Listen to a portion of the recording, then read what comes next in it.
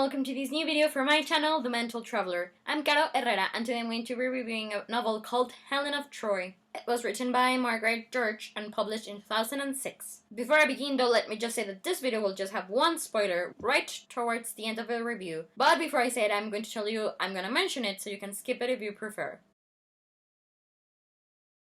Okay, so I'm afraid that even though I'm a big lover of classics and of history, I've never really been that much into Greek mythology. So I've never read Homer, the Iliad, or the Odyssey. They are on my to-read list for one day, though. Still, I am aware of the fall of Troy because of the 2004 movie Troy. And don't get me wrong, I know that movie is historically inaccurate in a lot of ways, but I nonetheless like it, and have done so since I first saw it when it first came out. Anyways, the reason why I decided to pick up Margaret George's novel is funny because, as I said, I'm a lover for classics, and I don't really like to read any new material. So if this book was published in 2006, I actually wouldn't have read it under other circumstances. Like, I'm really picky when it comes to my reading tastes. But for some reason, during the fall of 2019, while I was on my last trip to the States, I went on this buying new releases spree, and I bought Helen of Troy. I'd never heard of this author, but I looked the novel up and it had some really good reviews on Goodreads. So I went ahead and bought it, thinking it would be interesting to learn about Troy through the eyes of the beautiful woman whose face launched 1,000 ships.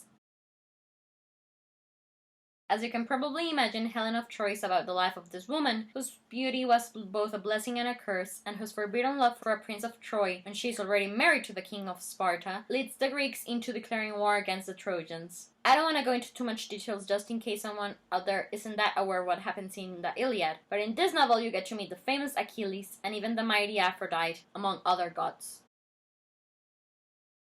Okay, so I'm afraid I'm gonna have to give Helen of Troy a 2 out of 5 stars review because I didn't really like it and I had to force myself to finish it, and I almost abandoned it a lot of times. Why didn't I like it? Well, for starters, its writing style. The author was constantly stating the obvious, making me wonder if she actually writes young adult fiction, and it was just quite annoying that she wasn't being subtle at all. So, for example, if she's presenting a subplot, she'll present it in a very obvious way, but then some 3 pages later, she'll solve the mystery of it, giving me the impression of lazy writing. Also, she used the same words in the same paragraph more than once, and okay, this bothered me because I'm a journalist, and we're not supposed to do that. But seriously, the author might have used some synonyms from time to time. And then regarding the way she wrote Helen, I really was keeping my fingers crossed that I was going to be able to connect with her. But that never happened. At the start of the book, I thought that she was being really wise for her years, having trouble believing that as a 10-year-old she could be so assertive, even as I reminded myself that it was a different culture and children may have been forced to grow up at a younger age than they do now. But the older Helen got, the more she became a walking contradiction for me. So yeah, when I lost interest in the protagonist, I wasn't that interested in all the other characters, maybe because I got to meet them through Helen's eyes. So overall, I do prefer the way things were portrayed in the movie Troy.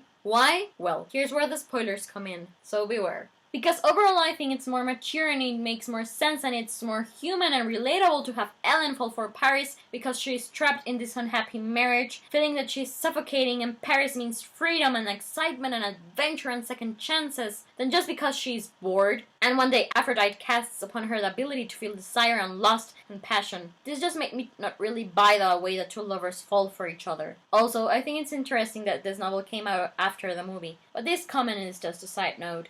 But yeah, for the moment I believe that this is all I have to say about this book. Hopefully one day in the not too distant future I'll get the chance to read and review the Iliad and the Odyssey and even the film Troy. But for the moment, thank you for watching my review of this novel. Please let me know if you enjoyed it or not, as well as what are your own thoughts on this story, because I would love to talk about it with you. In the description box below you can find a link to the Goodreads page for the book. And anyways, I'm Caro Herrera, the Mental Traveler, and I hope you have a wonderful day wherever you are in the world. I'll be seeing you soon. Goodbye!